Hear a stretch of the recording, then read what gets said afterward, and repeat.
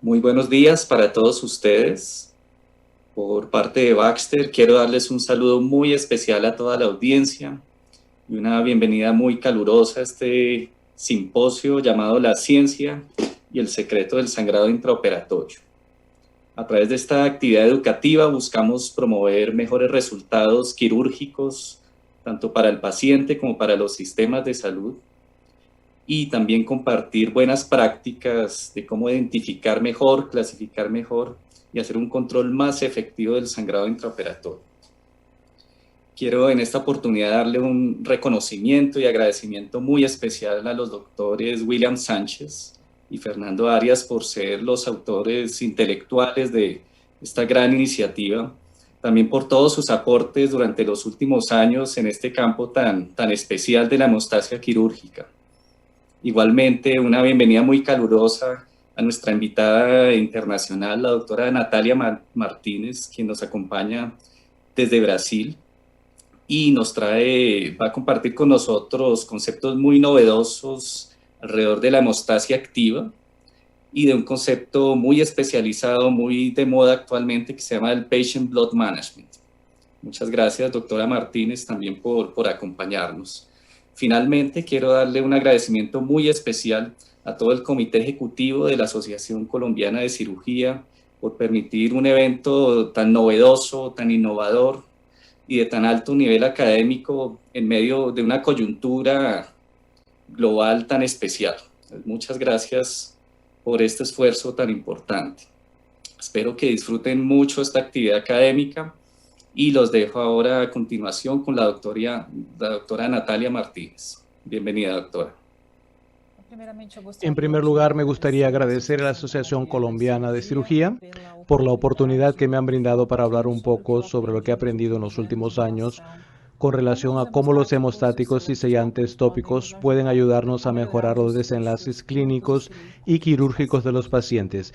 Ahora muestro los potenciales conflictos de interés que tengo. Soy gerente médica de Baxter. Baxter fabrica y distribuye productos hemostáticos y sellantes, pero la idea de esta discusión es que sea bastante amplia, mostrando las oportunidades para la utilización de los hemostáticos y los sellantes de una manera general. Siempre me gusta empezar cuando abordo ese tema, tener en cuenta la cantidad de sangrado no controlado que tenemos en las distintas especialidades. Esto no es una exclusividad de ninguna especialidad. Sucede en todas las especialidades, obviamente tal vez con mayor intensidad en trauma, debido al propio mecanismo del trauma, pero la verdad es que tenemos que hablar un poco sobre el sangrado o los sangrados no controlados que eventualmente pudieran existir durante las cirugías. Existe un resultado no favorable que es inherente al sangrado no controlado. Nosotros sabemos que estos pacientes tienen más mortalidad y también una morbilidad más alta. Todo esto relacionado a una serie de complicaciones que son más prevalentes en los pacientes con sangrado y tienen una mortalidad más alta. En 30 días hay estudios que indican que esa mortalidad mayor es en 60 días y otros que indican que la mortalidad de los pacientes con sangrado incide más con 5 años. O sea, de cualquier forma, la repercusión del sangrado afecta la calidad de vida del paciente. Nosotros sabemos también que la transfusión sanguínea es necesaria debido a los sangrados y de alguna forma también la transfusión es perjudicial y deleteria y tendremos que balancear los riesgos de las dos situaciones. Aquí tenemos una serie de estudios como este que muestran que los pacientes que son transfundidos, aquí tenemos un punto de corte importante que son los 4 concentrados de Matías y a partir de aquí tenemos prácticamente una posibilidad de mortalidad que pasa a incrementarse casi que en progresión geométrica. Claro que nosotros vemos que todo esto está relacionado con la gravedad del enfermo, pero simplemente demuestra que la transfusión también es un agravante del proceso quirúrgico. Aquí mostramos pacientes con el mismo grado de injuria, de lesión traumática, porque tienen un mayor número, una mayor concentración de hematíes que fueron transfundidos Y todo esto está relacionado con las complicaciones derivadas de la transfusión. Yo no voy a centrarme en cada una de estas complicaciones relacionadas con la transfusión sanguínea porque todos conocemos muy bien este tema, pero más allá de los desenlaces clínicos desfavorables, sabemos también que hay una serie de alteraciones que perjudican también la parte económica. Aquí vamos a ver una serie de especialidades en este gráfico. Si nosotros nos atenemos en la cirugía vascular, vemos que los costos de los pacientes con sangrado representan el doble del costo de los pacientes que no tuvieron complicaciones de sangrado. Aquí tenemos un empeoramiento de los desenlaces clínicos y eso también genera un agravamiento de los desenlaces económicos porque los pacientes consumen más los servicios médicos. Ahora muestro aquí un concepto antiguo y tradicional que dice que la transfusión es una intervención terapéutica eficaz y ahora tenemos un otro concepto que indica que la transfusión es un efecto indeseado. Si podemos evitar la transfusión, eso sería mejor para nuestro paciente. ¿Cómo podemos tratar de mantener la sangre dentro del paciente? Existe una oportunidad relacionada con el manejo de la sangre y proviene de la Sociedad Estadounidense de Manejo de Sangre, SABM, que indica que la gestión del sangrado pasa por la optimización de la hemostasia. Y eso vamos a verlo más adelante. Aquí esta diapositiva muestra que se trata de una discusión no reciente. Este artículo del año 2006 demuestra que existen una serie de oportunidades en el pre, intra y postoperatorio para poder manejar la sangre. Y nosotros vamos a atenernos específicamente en el uso de los agentes hemostáticos en el periodo intraoperatorio. Y claro, hay otros aspectos que también pudieran incorporarse a esta discusión. Comprobando una vez más que no se trata de una discusión reciente, tenemos esta recomendación del año 2011 de la Sociedad de Cirugía Torácica a partir del Blood Conservation Task Force, que indica que realmente tenemos que pensar en los agentes hemostáticos tópicos para mejorar los desenlaces. Como refuerzo de esa información, también a partir de la Sociedad de Manejo de Sangrado estadounidense demuestra que en vigencia de la pandemia COVID-19 existe una oportunidad de usar los sellantes y hemostáticos tópicos porque estamos en un escenario con disminución de la disponibilidad del stock de sangre. Tenemos algunas características relacionadas también con la trombosis, con el sangrado de esos pacientes que están con COVID. Por eso es necesario prestar atención en el manejo del sangrado. Sabemos muy bien que no existe ningún sustituto a la buena técnica quirúrgica, pero también tenemos pacientes con lesiones más complejas o pacientes más complejos con una serie de comorbilidades que pudiera aumentar el riesgo del sangrado.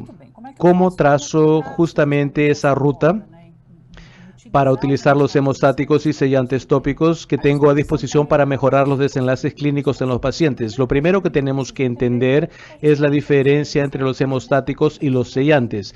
Es diferente cuando yo hablo de un hemostático porque necesito interrumpir un sangrado activo vigente y por lo tanto es un producto que va a interactuar con la cascada de coagulación y normalmente lo utilizamos en un campo húmedo. Húmedo porque existe un sangrado. Por otro lado, si necesito un sellante, la idea es para prevenir el sangrado, un sangrado en potencial, sellando las áreas de posibles fugas, de posible salida de sangre. En este caso estamos hablando de la sangre y por lo tanto normalmente se utilizan los sellantes en un campo seco. O sea, el sangrado todavía no está vigente, pero hay un potencial para que suceda en un segundo momento. Vamos ahora a la segunda etapa y tal vez la principal, que es justamente enfocarnos en el paciente. ¿Quién es nuestro paciente? Nosotros sabemos que la población está envejeciendo cada vez más. Los pacientes ancianos tienen muchas comorbilidades y utilizan una serie de medicamentos o suplementos que alteran la cascada de coagulación y terminan siendo nuestros pacientes en los centros quirúrgicos. Y existen una serie de circunstancias que pueden alterar la cascada de coagulación del enfermo, claro, en un mayor o en un menor grado. Algunas enfermedades que son inherentes al propio paciente. También tenemos, en este caso, algunas enfermedades hereditarias, pero también algunas medicaciones como los antiagregantes plaquetarios, anticoagulantes. Todo esto puede afectar la cascada de coagulación de los pacientes. Cuando estoy delante de un paciente que por cualquier motivo tenga algún motivo o una potencial alteración de la cascada de coagulación, es conveniente que se opte por lo que denominamos hemostáticos activos. ¿Qué son los hemostáticos activos? Son los hemostáticos que actúan con independencia del estado de la cascada de coagulación, ya sea porque el paciente está utilizando algún tipo de antiagregante plaquetario, algún anticoagulante o porque tiene alguna enfermedad o comorbilidad que de alguna manera está interfiriendo en la alteración de la cascada de coagulación. Estos hemostáticos activos son eficaces tanto en los pacientes con cascada normal como en los pacientes que tienen la cascada comprometida. Y como un ejemplo para entender la dinámica, aquí tenemos un estudio que demostró que los pacientes que estaban antiagregados, cuando en ellos se utilizó un hemostático de gelatina con trombina, se vio que no hubo perjuicio de la formación del coágulo para estas personas. De la misma manera, vemos otro estudio que muestra la diferencia de actuación cuando optamos de pacientes con heparina. Cuando utilizamos un hemostático activo, tengo la eficacia de la hemostasia tanto antes de la reversión de la protamina como después de la reversión de la protamina. Por lo tanto, eso demuestra que no necesito una reversión de la protamina porque no tengo beneficios de la reversión de la protamina, porque la actuación de ese hemostático activo básicamente no depende de la cascada de coagulación. Por otro lado, cuando evalúo la acción de un hemostático pasivo asociado a la trombina, en el momento en el que tengo la reversión de la heparina por la protamina, logro un incremento de la eficacia, de la eficiencia del producto, y eso demuestra que es altamente dependiente de la integridad de la cascada de coagulación del paciente. Y reafirmando, por tanto, que cuando opto por un hemostático pasivo, vemos que es muy dependiente del proceso de coagulación normal del paciente y por lo tanto tiene una limitación de utilización justamente en los pacientes que por algún motivo tienen alguna alteración en la cascada de coagulación en mayor o menor grado. Y finalmente la última etapa, que es la de evaluación del grado de sangrado. Aquí vemos la Vibe Scale, es una escala validada por un grupo grande de cirujanos, es aceptado por la FDA como una escala con un buen resultado para evaluar el sangrado. Tengo el volumen del sangrado y dependiendo del volumen del sangrado tengo una descripción cualitativa desde leve hasta la que indica una amenaza a la vida. Tengo una descripción de la presentación, tanto anatómico como visual. Si yo veo esta clasificación es muy parecida a otras escalas de sangrado que también ya han sido publicadas, pero el factor diferencial de la Vibe Scale es que aparte de que es aceptada por la FDA y ha sido validada por un grupo de cirujanos y publicada, tiene como referencia videos para que podamos alinear la discusión de los grados de sangrado. Aquí tenemos un ejemplo de un sangrado grado 0, que es un sangrado mínimo que probablemente no necesita una intervención y el sangrado se estanca espontáneamente. Aquí, en este caso, tenemos un sangrado grado 1. Nosotros tenemos sangre que brota, uno seca la sangre, durante algunos segundos vemos que no hay ningún tipo de sangrado y poco después el sangrado vuelve a brotar. Es una situación ideal para usar un hemostático básico si el paciente tiene una cascada de coagulación íntegro o un sellante, porque tenemos la posibilidad de actuar en campo seco y podemos profundizar, claro, esto después de la presentación en este punto. Ahora vamos a ver un sangrado grado 2. Yo permanezco algunos segundos sin sangrado después de secar el área y nuevamente aparece visiblemente la sangre.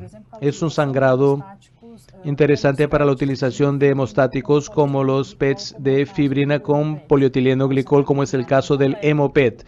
Es un sangrado ya no tan leve y funcionan bien con los PETs que están disponibles en el mercado. Y finalmente un sangrado grado 3, claro que está agravado porque el campo está limitado para la operación. Tengo un volumen mayor y rápidamente se instala el sangrado. Y después que uno seca el sangrado con gasas, funciona muy bien, en este caso, un hemostático de gelatina con trombina, como es el caso del Flosil. A continuación, tenemos un sangrado grado 4. Obviamente, en este caso, no tenemos ninguna indicación para utilizar un hemostático tópico porque no hay claridad ni visualización del lugar del sangrado y obviamente estamos limitados a múltiples maniobras quirúrgicas para contener el sangrado de este paciente en este caso. Todo esto para demostrar que necesitamos tener un diagnóstico correcto con relación al grado de sangrado para así aplicar el tratamiento correcto. Eso quiere decir que si yo conozco al paciente, yo sé si tiene la cascada de coagulación íntegra y en un segundo momento yo sé el volumen del sangrado con el cual estoy lidiando y a partir de esto puedo hacer un mejor diagnóstico aplicando un mejor tratamiento, eligiendo los hemostáticos y sellantes apropiados. ¿Cómo podemos beneficiar al paciente? Con toda la información que hemos visto. Aquí les muestro que hay que pensar que tenemos que entender quién es el paciente. Cuando entiendo que estoy trabajando con un sangrado activo, necesito un hemostático. Yo sé que mi paciente tiene la cascada de coagulación comprometida. En ese caso, la mejor opción es utilizar un hemostático activo y en un segundo momento voy a evaluar el grado de sangrado para a continuación elegir el mejor hemostático tópico entre los múltiples que tenemos en el mercado. Como un ejemplo para que podamos entender cuál es la capacidad, el volumen de sangrado que estos hemostáticos activos son capaces de frenar, de cohibir. Eso es un animal, claro. Y nosotros vemos que el grado ha sido alto de sangrado y estamos aplicando gelatina con trombines. Esperamos 2 minutos, tras lo cual se puede retirar todo el exceso de gelatina y de trombina. Aspiramos toda la gelatina y la trombina que no forma el coágulo. Yo tengo la hemostasia plena de un sangrado que lo clasificaría como grado 3, en el límite tal vez tendiendo a grado 4. Pero en este caso es un sangrado grado 3. Cuando opto por un hemostático activo en estos pacientes que tienen un estudio de la cascada de coagulación en lugar de un hemostático pasivo, tiendo a tener un menor tiempo de cirugía, una menor tasa de transfusión de hemoderivados, de manera general, una disminución de la necesidad de revisión debido a sangrados postoperatorios y eso se traduce en menos complicaciones. Y eso disminuye los costos en esos hospitales, en esas instituciones, debido a los mejores desenlaces logrados. Y para finalizar, mostrando justamente la acción de este hemostático activo, se aplica el hemostático, se espera 2 minutos, tras lo cual tengo una hemostasia completa. Y el hemostático bien aplicado en el lugar adecuado, con un sangrado adecuado también. Ese hemostático se va a dejar en el centro quirúrgico y se va a reabsorber posteriormente. Una vez más y solo como ejemplo de sangrado, cuando nosotros evaluamos un hemostático activo, nosotros vemos que hay una hemostasia en los primeros 2 minutos. Vemos que el hemostático pasivo tiene una tendencia a necesitar más tiempo para lograr el mismo grado de hemostasia. De la misma manera, en este gráfico demostramos que los primeros 2 minutos yo puedo lograr un grado importante de hemostasia en comparación con un hemostático pasivo que necesita más tiempo justamente para alcanzar el mismo grado de hemostasia, principalmente cuando estamos hablando de pacientes con algún disturbio en la cascada de coagulación. Entonces, una vez más, agradezco la oportunidad. Yo estoy a su total disposición si tienen dudas o para discutir el tema al final de todas las presentaciones. Muchas gracias.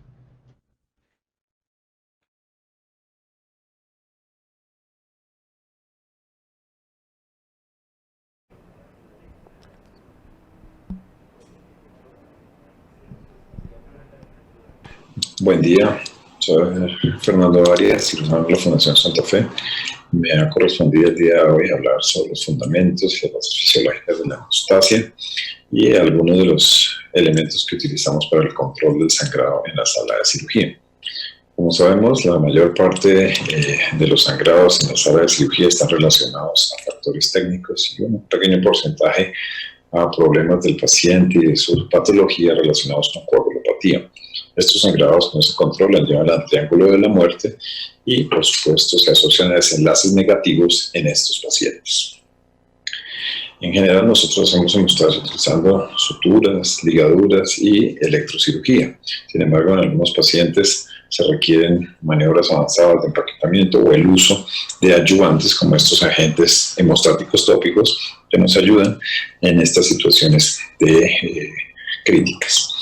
Las estrategias pues, llevan mucho tiempo, la sutura, los clips, la cera ósea, el desarrollo de la lactocirugía que cambió completamente los escenarios relacionados con sangrado y el uso de gelatinas, de sellantes de fibrina, el uso de trombina, pues también ha sido un avance muy importante en este campo. Sin embargo, como vemos en esta fotografía de la bomba del maratón de Boston, pues también el torniquete y las maniobras mecánicas de emergencia también siguen salvando vidas.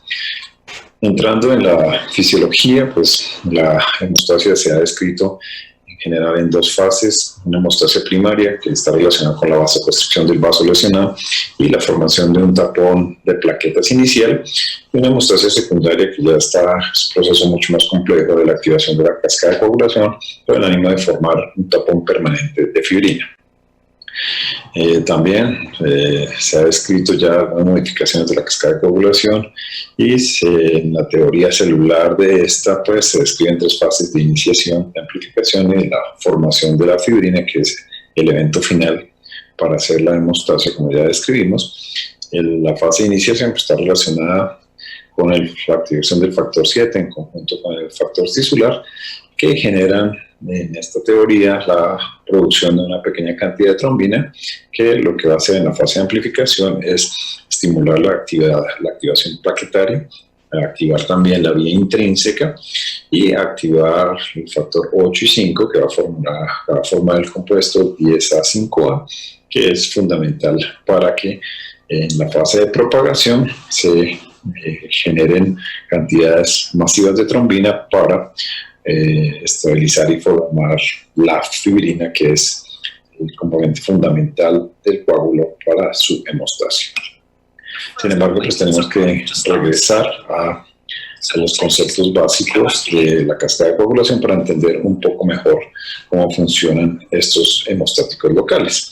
En el sitio de la lesión vascular, pues las primeras en llegar son las plaquetas y de forma simultánea se activa entonces la cascada de coagulación con sus diferentes factores que incluyen pues, la vía extrínseca y la vía intrínseca de manera clásica.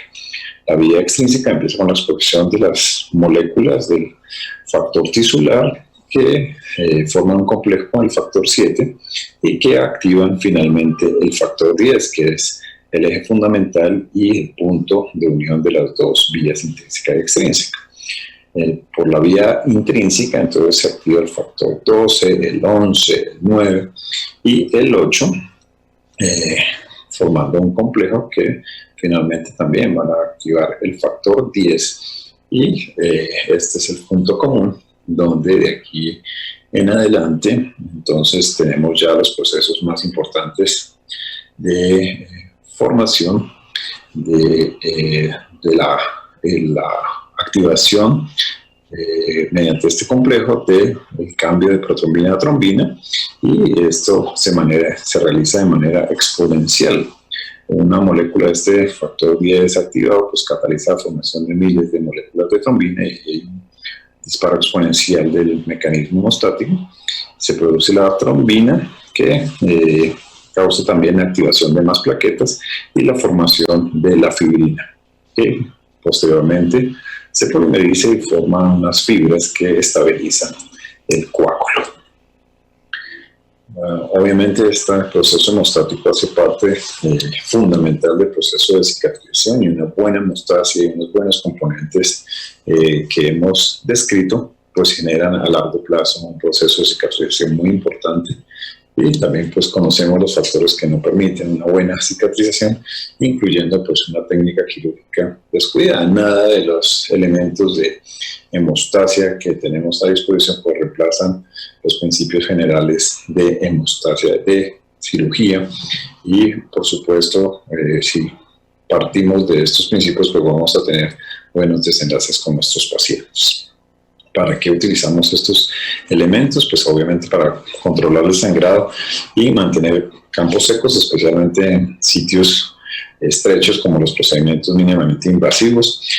También los podemos utilizar para tratar fugas neumáticas, como fugas biliares en algunas, con algunas indicaciones específicas, disminuir la cantidad de drenajes de linfa, por ejemplo, en algunos vaciamientos, y así también disminuir la infección, manejar mejor y más fácilmente pacientes anticoagulados, sobre todo con estos antiagregantes orales nuevos, y con el mínimo, por supuesto, de ahorrar sangre, evitar transfusiones y riesgos relacionados con estos, disminuir el tiempo operatorio y la estancia y, por supuesto, costos para nuestro sistema.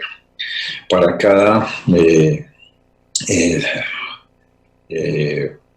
fase de la coagulación también existen algunos productos, y aquí lo importante es ver que a pesar de que tenemos problemas serios de la coagulación, se pueden utilizar estos productos para realizar hemostasia y evitar estos problemas de sangrado que ya hemos descrito.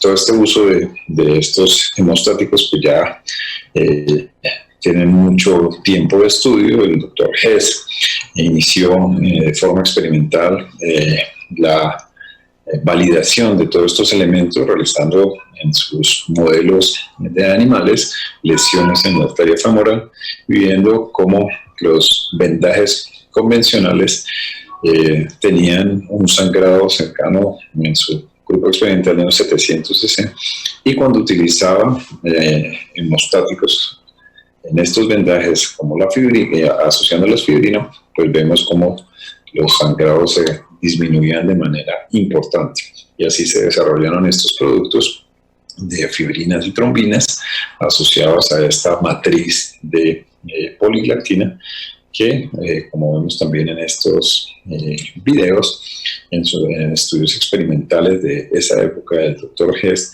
pues muestran cómo lesiones muy importantes realizadas en los modelos experimentales controlaban muy adecuadamente el sangrado, y también vemos cómo esta adherencia de todos los productos al tejido también generan unos procesos de cicatrización más potentes. Como mencionábamos, para cada una de las fases de la coagulación existen algunos productos dependiendo de las circunstancias clínicas, pero en general la fase que más nos interesa es esta fase final, en donde la trombina nos transforma en fibrinógeno y en fibrina, y estos tres elementos son los que más se han estudiado para que no se tengan problemas con la coagulación basal del paciente, sino que nos utilicemos como ayudantes y potenciadores de este proceso de cicatrización. Pues el primero de estos elementos es el señalante de fibrina, que básicamente son dos elementos, la trombina y el fibrinógeno, que cuando se mezclan generan ese coágulo blanquecino que reconocemos cuando usamos este tipo de productos. La cantidad de fibrinógeno está relacionada a la fuerza de este coágulo, y la cantidad de trombina también es proporcional a la velocidad de formación de este coágulo hemostático. Se puede utilizar, por supuesto, entonces en pacientes con coagulopatía, como veíamos, esa la fase final de la cascada de coagulación, y por eso son tan eficientes. Pueden ser líquidos o en parches estos elementos para utilizarlos en las diferentes situaciones clínicas. El uso debe ser apropiado, ni poco elemento ni un exceso de ellos no genera mayor control del sangrado. Estos sellantes de fibrina están indicados para el control de hemorragias leves o difusas, no deben ser inyectados en vasos sanguíneos, y también se pueden utilizar como sellantes en algunos casos seleccionados. Necesitan tiempo para actuar adecuadamente. Alcanzan un 70% de resistencia en unos 10 minutos, que es un tiempo considerable. No son productos mágicos que en un 30 segundos ya tenemos una acción, y se adhiere de manera firme a los tejidos para controlar las fugas y los sangrados. Y como mencionamos también, pues su uso es independiente del estado de coagulación del paciente, lo cual nos da una gran ventaja. Pero también es importante saber que se reabsorben totalmente 9 a 10 días. Entonces, en algunas reoperaciones o imágenes diagnósticas que puede haber cambios relacionados con el uso de estos productos. y se reemplaza completamente por tejido conectivo, entonces también favorecen el proceso de cicatrización. Como mencionábamos, entre los componentes fundamentales, fibrinógeno y trombina. Estos componentes están en unas concentraciones suprafisiológicas, más o menos 30 veces lo que tiene la sangre normal, entonces generan también y potencian los procesos de hemostasia y de cicatrización. Como mencionábamos, entonces estos en general se presentan en dos jeringas paralelas que al tener contacto los dos productos, los dos elementos constitutivos, se genera un trombo blanquecino que hay que empezar a conocerlo, cuál es la consistencia, porque también el proceso de preparación, la temperatura, tienen que ver con el desenlace clínico y el uso y el control del sangrado en las situaciones clínicas. Entonces, si está muy líquido, si está muy espeso, si se tapa la jeringa, puede que se pierda el elemento y son productos costosos que deben ser utilizados de manera adecuada. Entonces, como mencionábamos, pues esto es fibrinógeno y trombina para generar la fibrina y generar el coágulo estable. Como vemos también, la cantidad de estos productos genera un coágulo mucho más denso y genera unas respuestas suprafisiológicas. Hay diferentes formas de aplicarlo para cirugía abierta, para cirugía laparoscópica, para cirugía endoscópica, y esto tiene que ver también con el desenlace clínico, el utilizar los adaptadores y los métodos de aplicación adecuada. La otra forma son los productos que llamamos la matriz hemostática, que actúan un paso antes del sellante de fibrina y contienen entonces gelatina más trombina. Esta parte mecánica de los gránulos de gelatina lo que hacen es, en el contacto con la sangre, se aumentan su volumen y generan un proceso mecánico también de hemostasia, y al contacto con la trombina, entonces generan y completan el proceso de hemostasia de manera muy importante, y de verdad cuando usamos estos productos vemos de forma instantánea cómo se va generando ese control de la hemostasia, incluso en sangrados arteriales, como veremos. Entonces necesitamos también un tiempo de acción de más o menos 2 minutos, de hacer una compresión y aplicar la sustancia con calma para que actúe adecuadamente, y como mencionábamos, este es de los pocos productos que está indicado en sangrados activos, incluso para sangrados arteriales. Obviamente tampoco reemplaza una técnica quirúrgica y los principios básicos de hemostasia quirúrgica. Si hay una lesión masiva de una arteria, pues necesitamos suturarla, y esos productos no reemplazan la técnica quirúrgica. Funciona muy bien en pacientes heparinizados,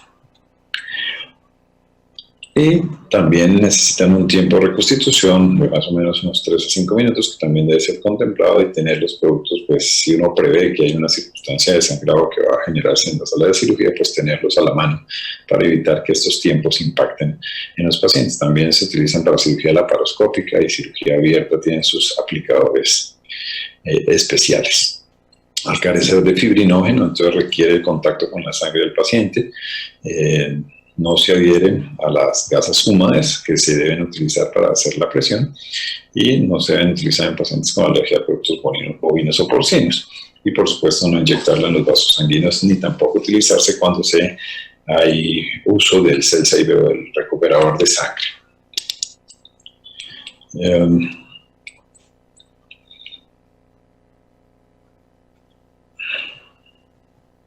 Aquí vemos cómo es la forma de acción de esta matriz hemostática. Revisando pues lo que hemos hablado, estos aplicadores son muy útiles en heridas que son irregulares, que son profundas. Por ejemplo, en los órganos sólidos se va aplicando esta sustancia de la parte profunda hacia la parte superficial, y generan una hemostasia muy rápida y muy eficiente en estas lesiones de órganos sólidos. Y se recomienda remover con agua, con un flujo de agua, el residuo de productos, porque se ha relacionado también con procesos cicatriciales y adherenciales que pueden ser incluso a distancia. Estos productos pues, son muy eficientes y aquí vemos cómo en un modelo animal pues, hacen un control muy importante, incluso en un trauma penetrante del ventrículo derecho. Pues se ve ahí la salida de sangre a chorro y como entonces realizando la colocación sobre una gasa no se recomienda realizar la aplicación con el adaptador de la jeringa, que puede embolizarse, sino haciendo la compresión directa, haciendo este pequeño reservorio sobre una gasa. Se aplica ahí la sustancia, la gelatina, y se hace una compresión durante los 2 minutos. Es muy importante darle tiempo de acción. Por supuesto, pues esto no reemplaza la técnica quirúrgica, lo que nos da es tiempo para prepararnos para hacer un reparo quirúrgico adecuado. Regularmente requerimos hacer una sutura de esa lesión del músculo cardíaco para hacer un tratamiento definitivo y nos ahorra también pérdidas de sangre, que también son muy importantes para el desenlace de los pacientes. Entonces vemos cómo haciendo la compresión se obtiene una hemostasia de manera muy significativa, se remueve el exceso del material para evitar, como mencionamos, procesos cicatriciales excesivos en algunos otros sitios. Otro de los elementos son los polímeros de polietilenglicol, el hemoparche, que tiene 2 componentes, un componente de colágeno y en la otra cara que son estos elementos de PEG que generan una adherencia activa y son productos relativamente recientes que se utilizan también para las cirugías de órganos sólidos. La idea es saber cómo se utilizan. Los puntos azules deben quedar hacia la parte que no está generando el sangrado, para que la parte activa realmente esté en contacto con el sangrado y tengamos un buen desenlace clínico. Pequeños detalles que hacen la diferencia. Si le ponen al revés, por supuesto, no vamos a tener ningún beneficio. Y también se recomienda que este material sobrepase en 1 centímetro la lesión para hacer una hemostasia bien adecuada. Se debe utilizar unas gasas secas y elementos secos para que no se adhiera y no se pierda el producto que estamos utilizando. Es un elemento para la cirugía de órganos sólidos que recientemente se está utilizando, incluso en algunos informes en manejo de fístulas y refuerzo de anastomosis. Probablemente pues, veremos los resultados en el futuro, pero que se han empezado a tener información sobre esto. Entonces esta es la cara activa del PEG, donde se hace pues, obviamente todos los procesos de hemostasia local. Como vemos, la idea es poner los puntos azules hacia el cielo y hacer un contacto que sobrepase por lo menos 1 centímetro en cada sentido de la herida y hacer hemostasia, hacer compresión aproximadamente por 2 minutos para que haya un proceso adecuado de control del sangrado. Como mencionábamos en la cirugía de órganos sólidos, nefrectomías, esplenectomías, hepatectomías tienen un papel bien importante y también recientemente en el refuerzo de anastomosis también se ha empezado a usar. Como vemos, se retira la gasa seca y se absorbe en 6 a 8 semanas, que también es un punto importante. No se necesita remover este material, sino que se incorpora adecuadamente al tejido. Muchas gracias y si hay preguntas, con mucho gusto. Muchas gracias.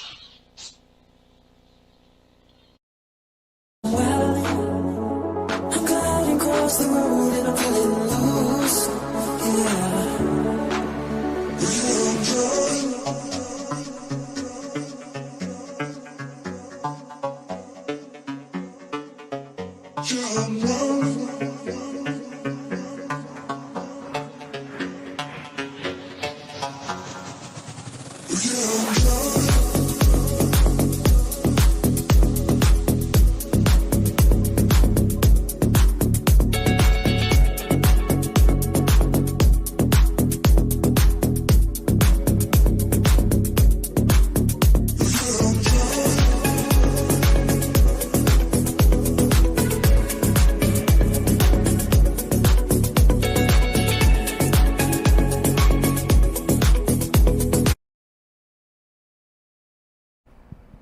Bueno, muy buenos días a todos. Nuevamente, muchas gracias a todo el equipo educativo de Baxter, al doctor Juan Carlos Ariza, a la doctora Natalia, por supuesto al doctor Fernando Arias, por compartirnos estos muy bonitos mensajes y conocimientos acerca del manejo de la hemostasia.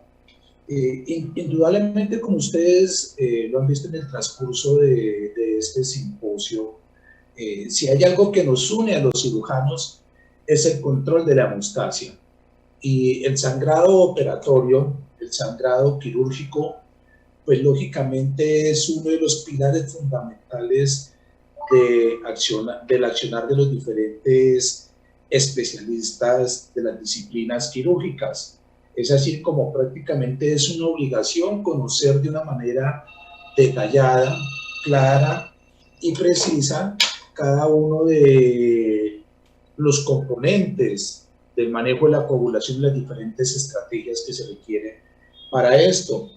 Entonces, vamos a hacer aquí un pequeño ejercicio, un ejercicio realmente muy breve para tratar de sintetizar y dejar claros algunos conceptos muy importantes, como ya lo habló la doctora Natalia, acerca de todo lo que viene de la clasificación, si lo podríamos decir de esta manera, en las diferentes fases de los estados del sangrado operatorio y la escala, que es tan importante, y de toda la fisiología y la aplicación de los productos. Yo creo que uno de los problemas más importantes que nosotros hemos tenido y que incluso lo fuimos aprendiendo con el paso del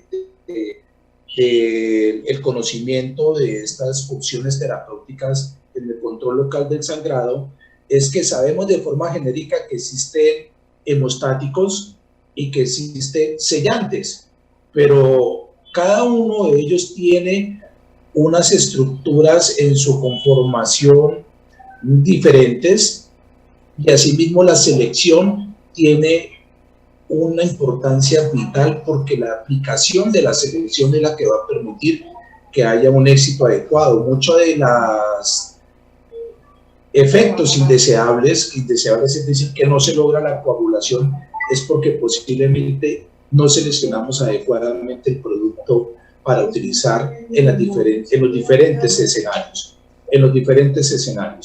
Entonces, siendo así, voy a compartir pantalla para ver unos casitos o algunas cosas interesantes. A ver, en ese sentido. A ver, vamos a ver si ya me van a estar viendo. Perfecto, creo que ahí ya nos estamos viendo, compartiendo la pantalla. Entonces, este escenario dantesco, que no está lejos realmente de la realidad, sobre todo en los países que convivimos con la violencia social. Entonces, este escenario dramático que puede ocurrir es una realidad del día a día en los hospitales de trauma, de los hospitales generales, en donde vemos circunstancias de esta naturaleza y que por supuesto nos impacta emocional, económicamente también, por supuesto, desde un punto de vista de lo que refiere con la economía de la salud. Entonces, yo quiero aprovechar este espacio para decirles a todos ustedes que a través de un grant de Baxter y con el apoyo del Colegio Americano de Cirujanos, con el esfuerzo muy grande del doctor Ariza, la doctora Natalia y por supuesto la colaboración del doctor Arias, se ha hecho este proyecto que muchos de los asistentes, muchos de los colegas de América Latina han venido al entrenamiento de este curso de los fundamentos clínicos de hemostasia quirúrgica.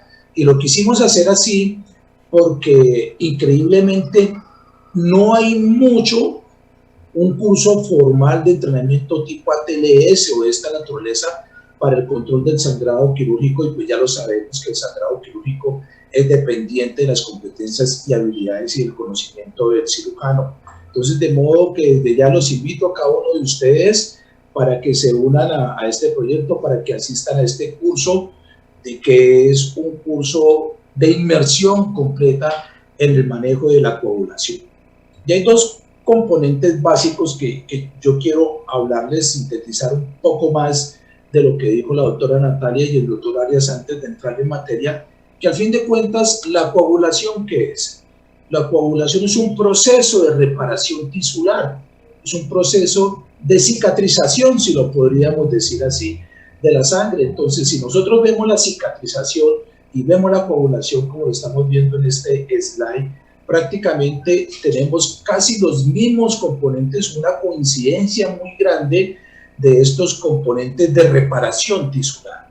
Entonces, lo que estamos buscando es, mediante la estrategia del uso de estos elementos, tratar de incrementar la eficacia periférica de las acciones del proceso de la reparación tisular.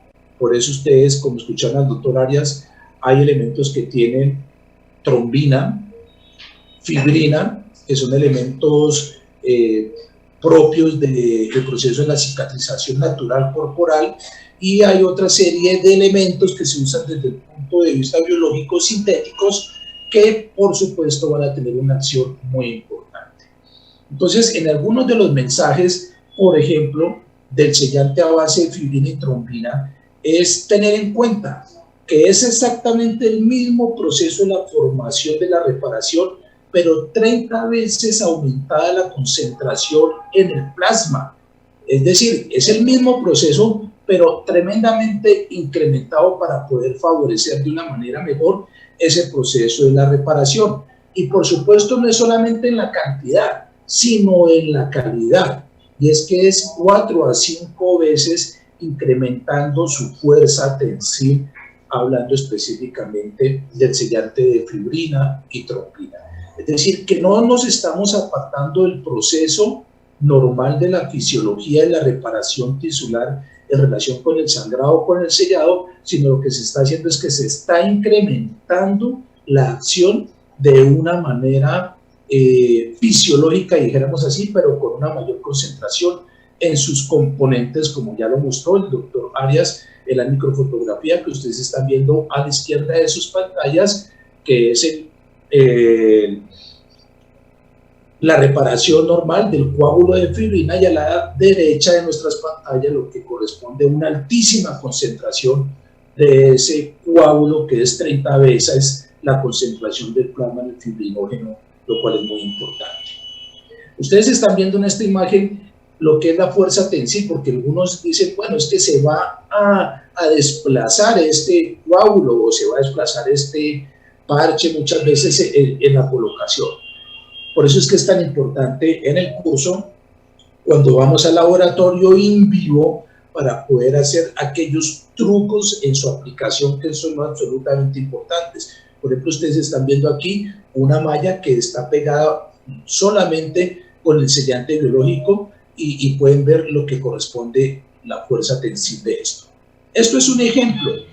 Esto es una lesión cardíaca con un trauma, una lesión transmural que produce un infarto cardíaco en el ventrículo, con el sangrado correspondiente, el hemopericardio. Entonces, tratar de hacer una reparación con puntos en esta lesión cardíaca que estamos viendo acá, pues posiblemente en lugar de favorecer al paciente, lo que le vamos a hacer es un daño adicional. Y el daño adicional es que al colocar estos puntos, pues, y tener un tejido necrótico, pues la fuerza tensil del punto va a producir la ruptura de la pared, que precisamente es lo que estamos tratando de evitar en esta lesión cardíaca, como ustedes lo están viendo en el video. Entonces, viene una de las primeras preguntas para la selección de esto. Ustedes están viendo acá que en este caso en particular se utilizó un parche de pericardio, como ustedes lo están viendo acá.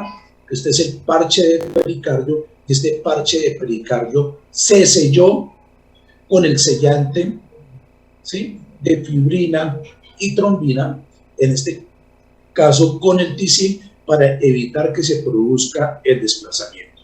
Entonces, doctor Arias, viene esta primera pregunta que es muy importante para todos nosotros.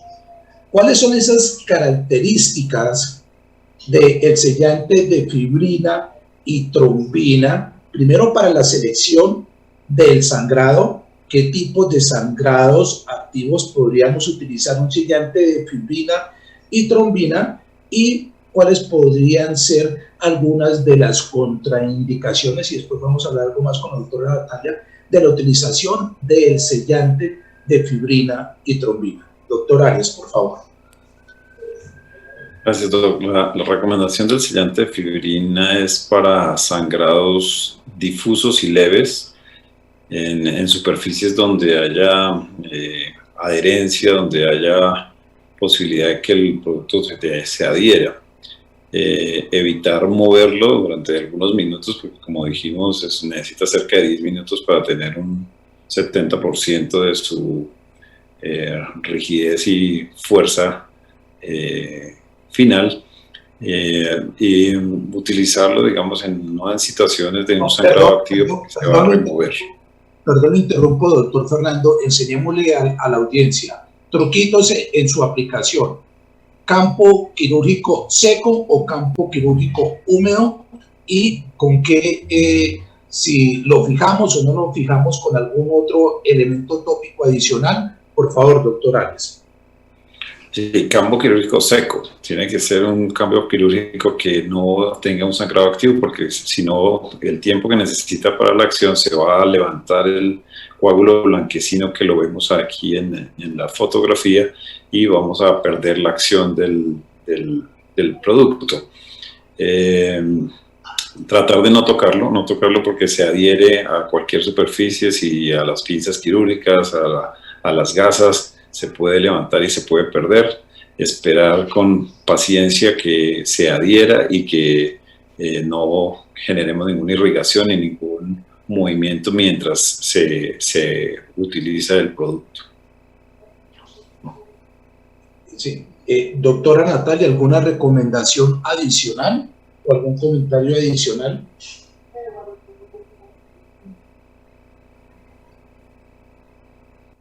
Na verdade, vocês explanaram tão claramente que eu fico me explicaron perguntando con se tanta realmente eu claridad. precisaria estar aqui. Sí, realmente yo debería estar aquí, de todo lo que he A escuchado. verdade é que é absolutamente isso, doutor Es Arias. absolutamente esto, doctor Arias. La respuesta ha sido directa Aplicações, para esa situación adecuada.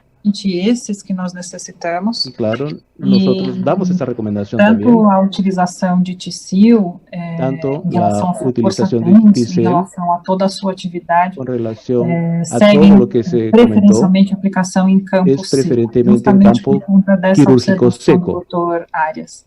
tal Nós como lo comentó el precisamos doctor que Arias. exista área de aderência Nosotros para necesitamos que a esta gente área de adherencia possa efetivamente para que nosotros ter, podamos efectivamente a aplicação correta, aplicar né, nos fazer correctamente en la hemostasia.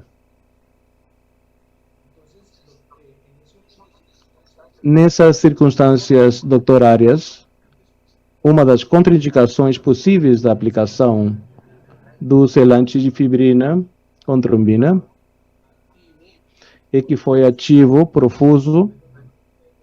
É verdade? Poderia falar alguma coisa sobre isso?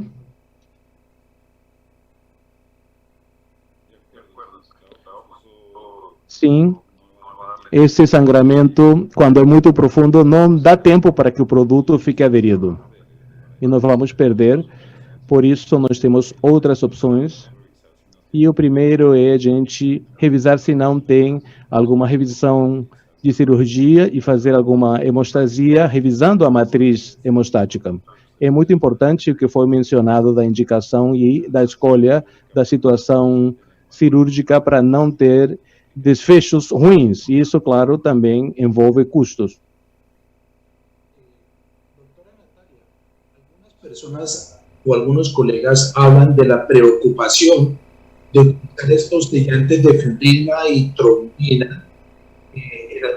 Sus componentes tienen, digamos, productos de origen animal, como por ejemplo origen bovino, en donde tienen la preocupación de la interacción con el paciente para producir reacciones alérgicas o incluso la posibilidad o el efecto potencial de transmitir infecciones.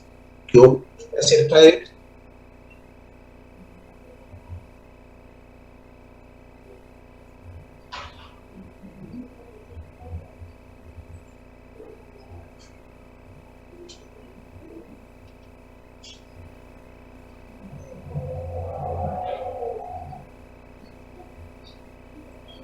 Creo que no estamos escuchando a la doctora Natalia. A gente não está conseguindo escutar a doutora.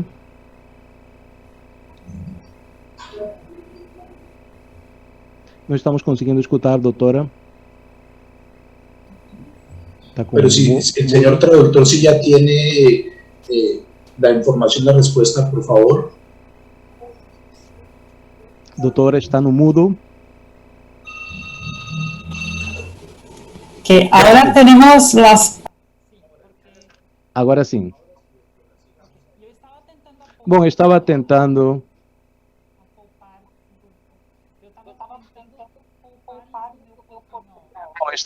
evitar o portunhol agora que teve essa falha. Estava tratando de evitar mi portunhol agora que tuvimos esta falla. Adelante. Bueno, vamos a seguir con la ayuda de Eduardo. En verdad, no existe un aumento necesario de la incidencia de infecciones.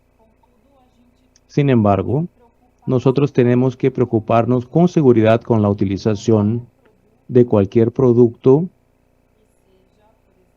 que sea, por ejemplo, productos aditivos en la cirugía. Cualquier prótesis, nosotros, claro, tenemos una probabilidad de aumentar las infecciones, pero desde el punto de vista de la utilización de los productos, no hay necesidad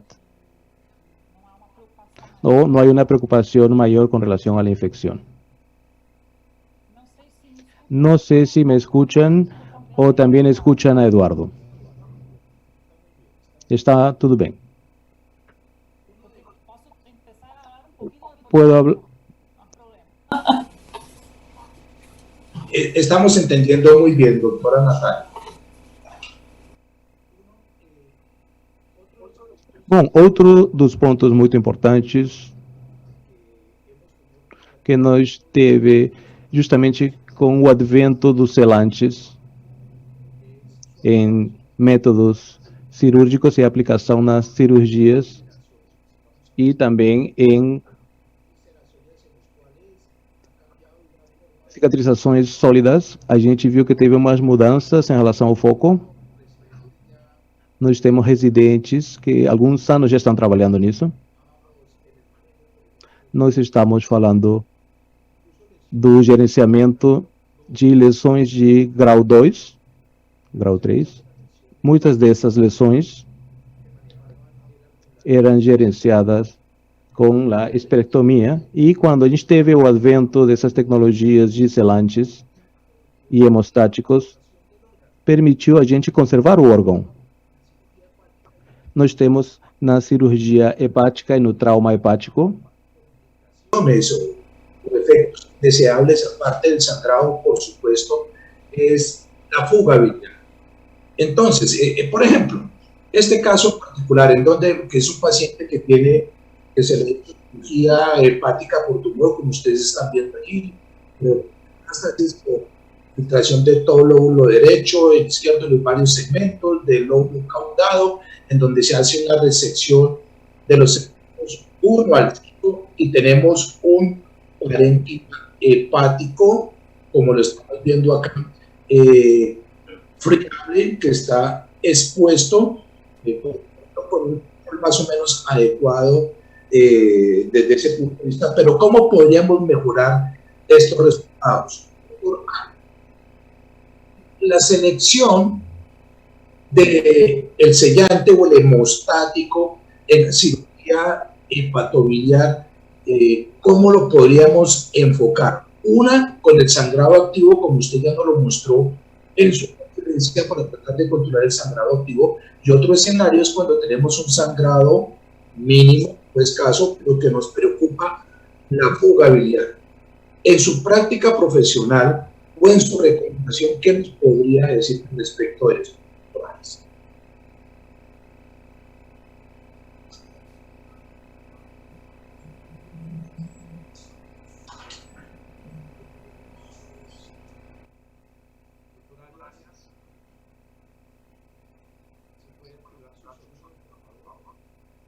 Ya, gracias. En los dos escenarios que usted menciona, de acuerdo, son diferentes. En el sangrado activo, el papel de la matriz hemostática es muy importante. En estos refuerzos, digamos, de fugas biliares, pues la sutura siempre es clave, no permitir que haya una fuga mayor. Sin embargo, pues el sellante de fibrina también se ha utilizado para esto, y más reciente también el hemopatch está tomando un papel en este tipo de procedimientos de órgano sólido.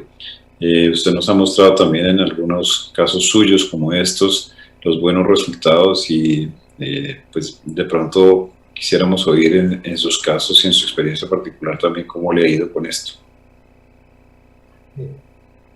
Doctora, antes de hacer un comentario, quisiera escuchar a la doctora Natalia si nos puede ilustrar al respecto.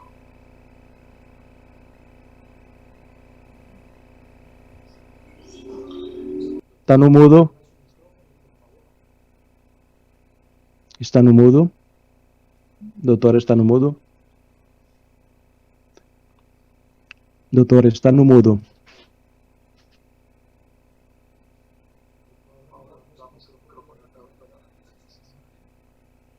Doutor, está no mudo?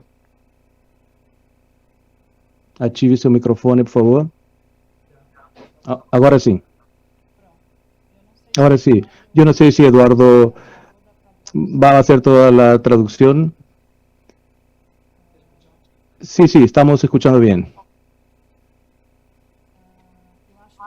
Me parece que no se escucha la voz de Eduardo, el traductor. ¿Se escucha Eduardo, el traductor? ¿Están escuchándolo? Sí, están escuchándolo. Sí, señor. Y bueno. Bueno, la verdad, y perdón por la confusión, pero lo que nosotros recomendamos con relación a la utilización tanto de hemostáticos como de sellantes es que nosotros hagamos una elección con base en el paciente, obviamente, y también en el producto. La elección con relación al paciente se da principalmente considerando, teniendo en cuenta si existe de alguna manera un cambio intrínseco o extrínseco de la cascada de coagulación. Entonces la preferencia por lo general sería por la utilización de un hemostático activo, ya sea un PET de colágeno con polietileno-glicol, ya sea gelatina con trombina, para esos pacientes que de alguna forma tengan un cambio en la cascada de coagulación debido a una enfermedad hereditaria o incluso por la utilización de otros medicamentos. La segunda evaluación que se tiene que hacer con seguridad es el grado de sangrado. Como el doctor Fernando Arias explicó muy bien, con sangrados de grado 1, o sea, sangrados caracterizados con algún brote, nosotros tenemos una preferencia por los hemostáticos que denominamos pasivos, que son las células oxidadas, o incluso los sellantes de fibrina, que aunque son hemostáticos activos, son hemostáticos que tienen una potencia menor. Si yo estoy frente a un sangrado grado 2, los PETs, como lo han presentado muy bien, en este caso el HemoPET, funciona muy bien para los sangrados de grado 2, como ya había mostrado también en el video anterior. Ahora, para sangrados más avanzados, sangrados grado 3, la preferencia sería por los hemostáticos de gelatina y trombina, o como el doctor Arias también nos había presentado. Entonces tenemos que siempre considerar principalmente el enfermo, pero también el nivel del sangrado. Obrigado, doutora Natália. Eu acredito que o mais importante, como foi falado também pelo doutor Arias... De pronto, las situaciones clínicas, a pesar de que sean el mismo órgano, van a variar. Entonces, eso hay que tenerlo muy claro. sintetizando, las lesiones pequeñas con sangrado mínimo posiblemente podrían utilizar mediante fibrina y trombina o un hemostático de fibrina y trombina que cumple esa función doble, pero en aquellos sangrados activos indudablemente profusos, la indicación básica es la matriz hemostática que nos va a favorecer este control. Por supuesto, toda esta serie de elementos jamás van a reemplazar el principal elemento de control quirúrgico para el sangrado, que es la sutura o el control local bajo las medidas terapéuticas que tiene el cirujano en su haber, es decir, que una sutura o una reparación de algún vaso sangrante, pues siempre será la primera opción quirúrgica, y toda esta serie de elementos secundarios que van a favorecer un mejor desenlace, un mejor resultado. Hay que tener en cuenta el trauma de víscera sólida, principalmente hepatopancreático, la importancia de los fluidos corporales que se van a estar drenando, que van a estar saliendo del órgano. Es así como las enzimas pancreáticas, incluso la bilis, hay que tener en cuenta que tienen una acción proteolítica. Al tener una acción proteolítica, y sabemos que los sellantes de fibrina y trombina, pues lógicamente son proteínas, entonces van a ser degradados por estos elementos, entonces el electrón de estos sellantes posiblemente no sea la mejor opción. Por ese motivo es que hay que tener todas estas herramientas, e incluso no son herramientas que contraindiquen el uso de uno o de otro, sino pueden ser incluso complementarias. Es decir, en una misma situación clínica podemos utilizar una matriz hemostática en asocio con un sello o con un parche, porque algunas de las situaciones a veces lo requieren. Ya hay estudios muy claros y definidos que lo van a hacer, como por ejemplo, mire, este es otro ejemplo donde no se está utilizando el parche en una cirugía tan compleja como es hacer una hepatectomía transversa con una resección no anatómica que produce pues un sangrado por unas circunstancias, y que en este caso en particular se utiliza la matriz hemostática como elemento de control. La literatura lo ha demostrado. Centros de importancia, como ustedes lo están viendo acá en esta gráfica, de la utilización de los sellantes de fibrina y trombina en este estudio de la Universidad de Osaka, en donde vemos en las dos columnas la probabilidad de hemorragia o la presencia de hemorragia realmente es mínima, y eso es lo que nosotros vemos en esta práctica, pero asimismo la presencia de la fuga biliar como una de las grandes complicaciones imponderables que nos gustaría, pues que estos elementos van a permitir unos porcentajes que pueden ser bastante permisibles para permitir un mejor desenlace en nuestros pacientes. Ahora hablemos un poco del trauma esplénico. Que hoy por hoy, en el trauma cerrado, incluso también el trauma abierto o penetrante, ha cambiado de manera dramática la historia de esto. Anteriormente la gran mayoría de estos pacientes terminaban con espectomía, independientemente del grado del trauma. Incluso hoy en día, trauma 1 o grado 2 sin alteración hemodinámica lo se deben perfectamente, se maneja incluso con manejo expectante y con el seguimiento con las imágenes diagnósticas, o con el seguimiento incluso a veces correspondiente a la laparoscopia. Nos ha enseñado la literatura que indudablemente el trauma grado 5 pues, es una indicación absoluta quirúrgico, pero los otros traumas y la principal discusión, que es el trauma 4, 3 y 2, la selección de elemento. En su preferencia, en el trauma esplénico, ¿cuándo utilizaría el doctor Arias, o definitivamente utilizaría un hemostático a base de fibrina y trombina, o de una vez iría a una matriz hemostática o a un parche, doctor Arias? Todo lo que hemos revisado y lo que hemos visto pues, en la experiencia, tanto en los modelos animales como en lo que hemos podido aprender en su compañía es que eventualmente las lesiones esplénicas se pueden caracterizar y se pueden clasificar, como mencionó la doctora Natalia también, dependiendo de la lesión y dependiendo del sangrado, cada uno se podría estratificar para alguno de los elementos y de acuerdo a esas características y a eso que hemos aprendido de las características del sangrado y su clasificación, utilizar para cada situación clínica un elemento hemostático.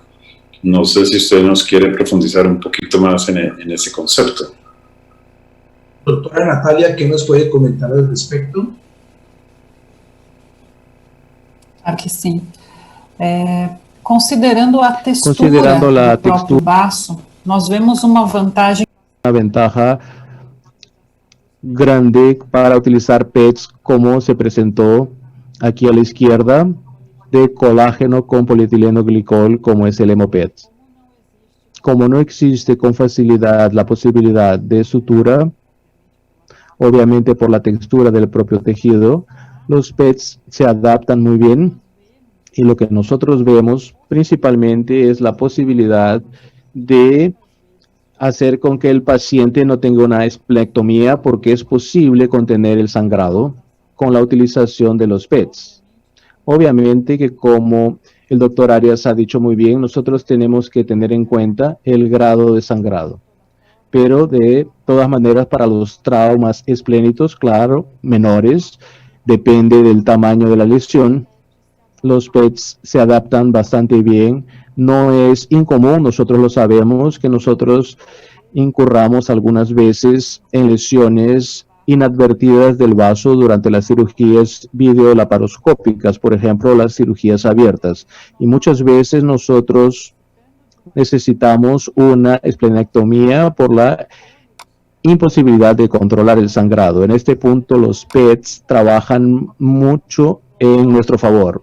Claro, una vez más, todo depende del grado de sangrado, pero los PETs nos apoyan bastante bien en esas circunstancias. Indudablemente, bom, considerando que acabaram de falar agora o doutor Arias e a doutora Natália, vocês estão vendo que o mais importante clínica de cada paciente es hacer una clasificación del grado de la lesión y, por supuesto, de la escala del sangrado que se va a correlacionar con el grado de la lesión. Tenemos todo un abanico de posibilidades en su aplicación, teniendo en cuenta que siempre la sutura del órgano en las circunstancias que se pueda realizar, o el control con el ardón o con la compresión local, o la resección segmentaria del órgano está indicada, por supuesto serán los pilares fundamentales de esto. Pero la enseñanza es que estos órganos sólidos, y en especial el vaso, pues es un órgano que no tiene importancia dentro de nuestra economía funcional sistémica, no, tiene una gran importancia, y nuestra acción, por supuesto, es tratar de preservarlo sin sacrificar la probabilidad de sobrevida o de supervivencia del paciente. Por eso es que en las lesiones tempranas se puede utilizar o lesiones de mínima cuantía con un sangrado mínimo o leve, se puede utilizar un sellante de fluorina y trombina. En las lesiones grado 2 o 3 podríamos utilizar una magnetostática, tanto en la enseñanza en el laboratorio como en la aplicación clínica. Muy útil, incluso favoreciendo la distorsión de la arquitectura, las lesiones que presentan estallido o aquellas lesiones que son bastante irregulares, en las cuales es muy difícil realizar una sutura quirúrgica, pues estos elementos se acomodan perfectamente a esa situación de función crítica, que van a permitir un mejor control. Y así mismo con las lesiones 3 y 4, con el parche hemostático, o incluso la combinación. Aquí es donde es muy importante utilizar la combinación de una matriz hemostática sumado al parche hemostático, porque bien vale la pena hacer el esfuerzo de preservar este órgano sólido en las circunstancias que pueda. Y por supuesto en las lesiones avanzadas, como el trauma grado 5, no hay que dudarlo dos veces, el paciente tiene una indicación de extirpación del órgano o lo que queda del órgano. Esta es alguna de los estudios, miren, ya de bastante años, 1984, que cambió. Esta fue una de las primeras publicaciones y uno de los primeros trabajos realizados en el mundo. Recordemos que esto se hizo primero en Europa y años después vino a nuestro continente, principalmente a Estados Unidos, con centros importantes en Chicago, en Dallas, de Los Ángeles, donde todo este tipo de aplicaciones en el trauma sonoro. Aquí están pudiendo lo pueden ver en esta gráfica, que lo más interesante es que casi en más del 90% de los pacientes se logró una hemostasia con una preservación del órgano en lesiones bastante severas, un 87%, y algo que es muy importante para nosotros, la probabilidad de reoperación, es decir, de complicación, porque puede participar en complicación temprana, esto es nuevamente la presencia del sangrado e indudablemente el advenimiento de estos elementos tecnológicos pues, nos han ayudado a preservar, que es el tema de hoy, la viabilidad de los órganos sólidos en este sentido, específicamente del vaso y del hígado y por supuesto también. Entonces, pero digamos lo que esto es como una revisión breve, aprovechando la presencia de estos dos grandes expertos, del doctor Arias y la doctora Natalia, para que se lleven el mensaje todos los colegas de que indudablemente nosotros tenemos que estar muy cercanos con un conocimiento profundo de el control de la hemostasia local, de primera mano el conocimiento de la fisiología, conocer de una manera muy precisa todo el advenimiento de esta tecnología y todas las posibilidades que tenemos para el tratamiento de estos pacientes, y sabiendo que la selección del producto va a depender de la situación clínica, de la clasificación de la escala del sangrado, específicamente para poder permitir unos mejores resultados que nunca van a reemplazar a una muy buena técnica quirúrgica. Esto no nos hace mejores cirujanos, pero sí nos puede ayudar a tener unos mejores desenlaces quirúrgicos, que es muy importante. Los invitamos para que junto con Baxter, a quien le damos gracias por permitir este momento educativo, profundicemos a través de el curso de los fundamentos clínicos de hemostasia, que desde el punto de vista creo que es una obligación para todas las disciplinas quirúrgicas. Que si hay algo que nos une a todos los cirujanos es precisamente el sangrado operatorio y todas las modalidades que debemos hacer para poder controlar el sangrado. Entonces, ajustándonos al tiempo de nuestro evento, yo les doy muchísimas gracias a todos ustedes. Guillermo, por favor, si usted es tan amable, unas palabras de cierre, un agradecimiento muy especial a la doctora Natalia en Brasil, al doctor Fernando Arias en Colombia y a todos ustedes por su asistencia. Doctor Guillermo, por favor.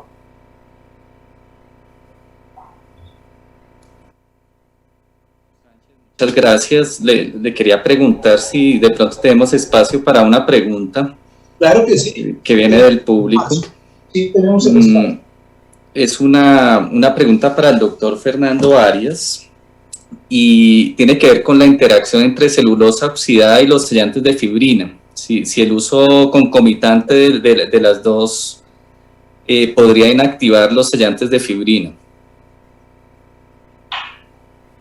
El doctor Sánchez también mostró que hay formas de mezclar algunos de los productos, la matriz hemostática con los hemoparches.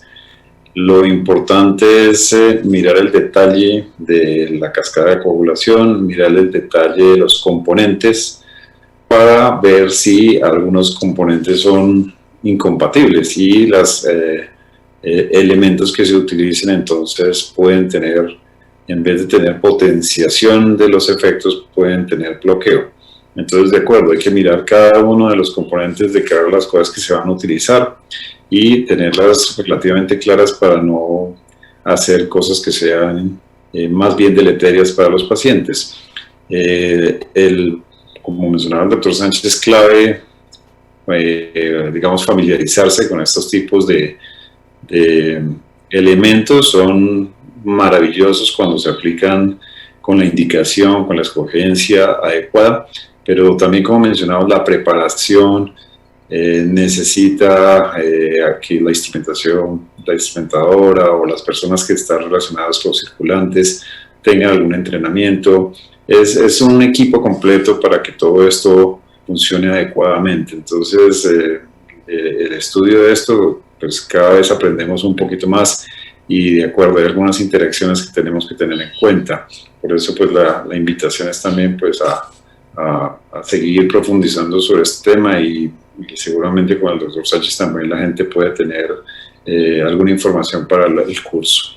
Yo a este respecto quiero comentar de que, digámoslo, si lo podemos colocar en una escálica evolutiva de la tecnología de productos que tenemos en este momento para el control local, podríamos decir que en la parte inferior de la escala está, de estos productos que estamos hablando, están todos hemostáticos a base de celulosa oxidada, y en la parte superior estarían los parches e intermedios tendríamos los sellantes de fibrina y la matriz hemostática.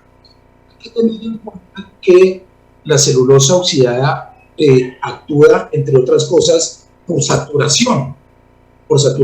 Y en la práctica clínica lo que nosotros estamos viendo es que colocamos el elemento de celulosa oxidada en sus diferentes presentaciones y empezamos a ver cómo la celulosa oxidada se va saturando y se va llenando para tratar de producir un efecto de coagulación. Digamos lo que es una acción local bajo saturación, tratando de producir la obliteración de la estructura que está produciendo el sangrado. Eso es una condición fisiológica completamente diferente al sellante de fibrina y trombina, que el sellante de fibrina y trombina lo que hace es un proceso de la coagulación fisiológica, pero incrementada en 30 veces, como ya lo vimos. Entonces, si yo voy a colocar un sellante de un hemostático de celulosa oxidada y encima del sellante, el hemostático de celulosa oxidada, voy a aplicar el sellante de fibrina y trombina, si lo hago aún en la aspersión, pues probablemente no va a funcionar. Y no va a funcionar porque la interfase que se requiere para que se produzca el sangrado va a estar interrumpida por la misma presencia de la celulosa oxidada. Entonces, sería al contrario. La primera opción sería utilizar el sellante de fibrina y trombina y bueno, pues simplemente yo, en mi experiencia personal, no consideraría un hemostático a base de celulosa oxidada.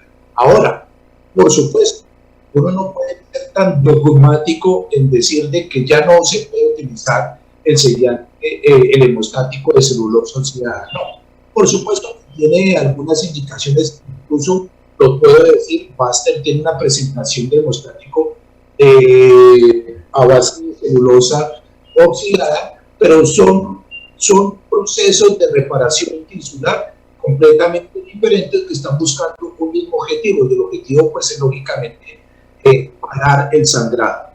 Pero en esta circunstancia en particular, contestando la pregunta, tal vez no sea la mejor selección de ciclosis para tratar de controlar un sangrado. Digamos que celulosa oxidada no funciona muy bien con sellante de fibrina y trombina, porque no van a haber una acción complementaria, no se va a presentar una acción complementaria en este tipo de circunstancias. Doutor Arias e doutor Sánchez, se me permitem uma complementação rápida. Por favor, claro que sí. Existe inclusive, e estou de acordo com muito do que foi discutido.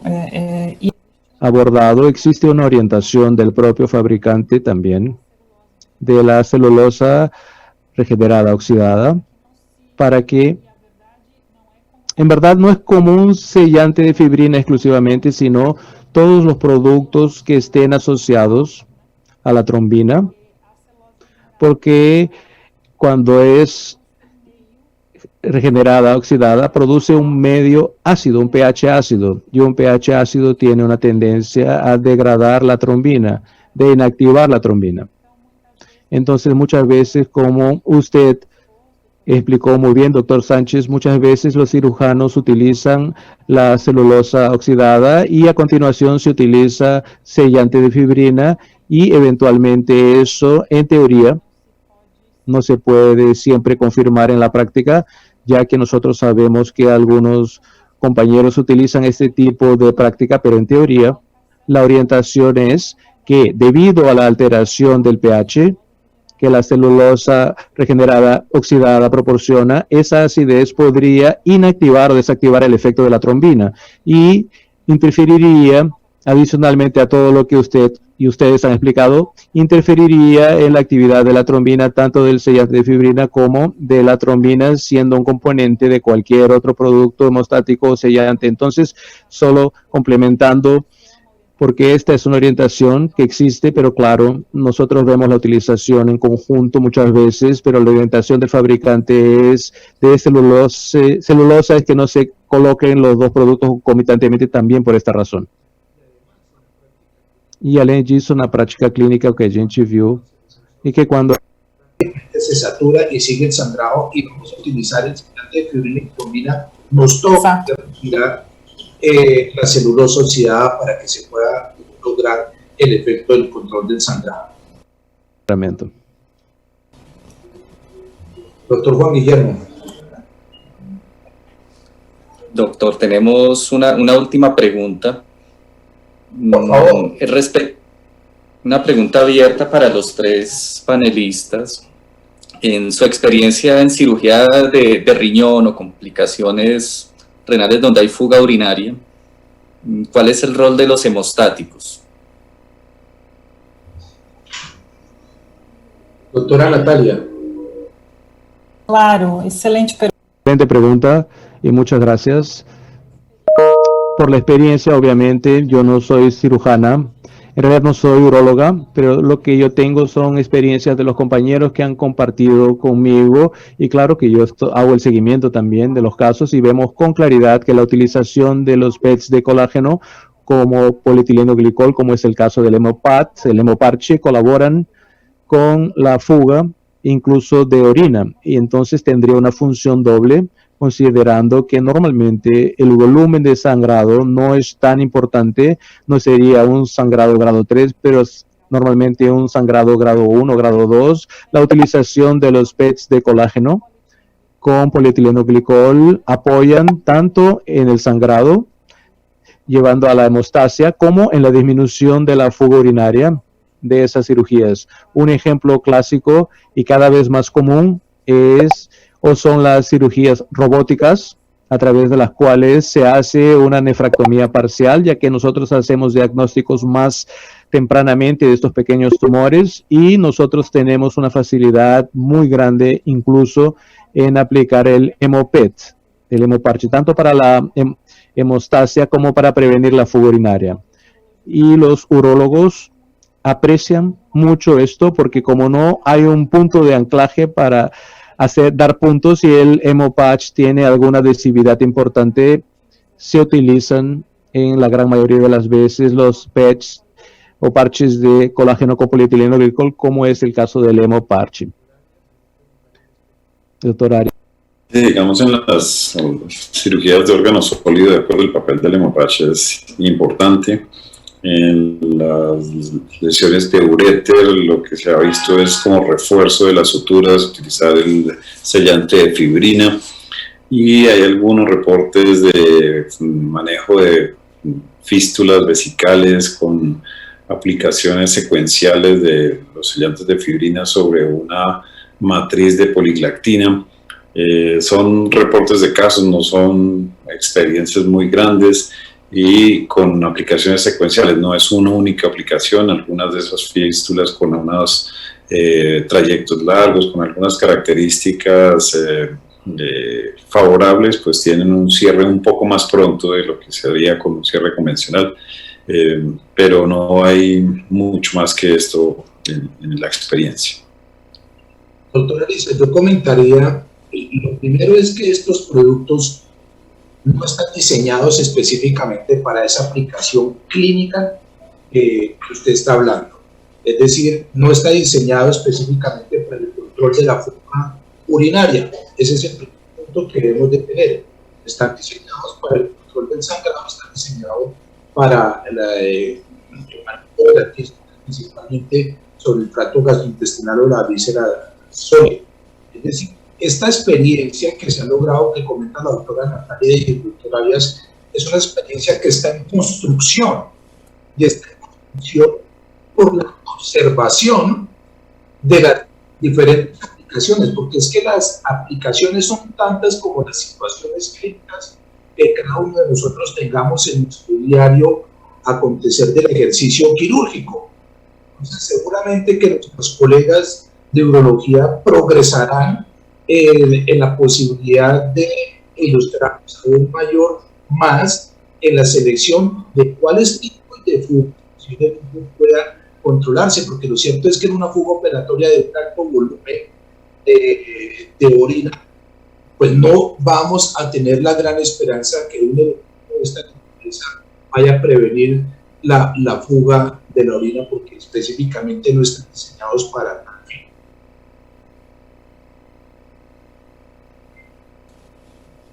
Só para pequeno complemento. Complemento.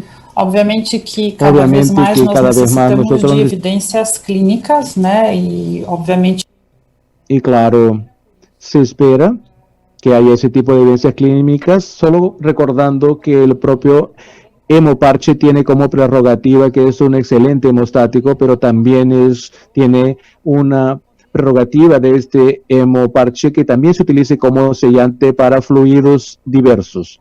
Por eso, aunque yo estoy absolutamente de acuerdo con el doctor Sánchez, necesitamos tener cada vez más evidencias en las especialidades, pero también está previsto en la información de uso del propio HemoPatch que nosotros utilicemos o lo utilicemos como un sellante para fugas de líquidos diversos, y la orina, la bilis, el jugo pancreático, en fin, pero absolutamente de acuerdo, necesitamos cada vez más evidencias para cada una de las especialidades para la utilización de la mejor forma de todos estos productos. Totalmente de acuerdo. Perfecto. Guillermo, estamos sobre el tiempo, entonces por favor. Ya estamos. Sí, señor. Bueno, ya creo que cerramos a tiempo. Muchas gracias, doctora Natalia, doctor Arias, doctor William Sánchez, por excelentes presentaciones. Creo que a diferencia de otras oportunidades logramos como cubrir toda el estado del arte de la hemostasia, ¿cierto? Ligarlo como clasificar el sangrado con la hemostasia correcta es el factor de éxito.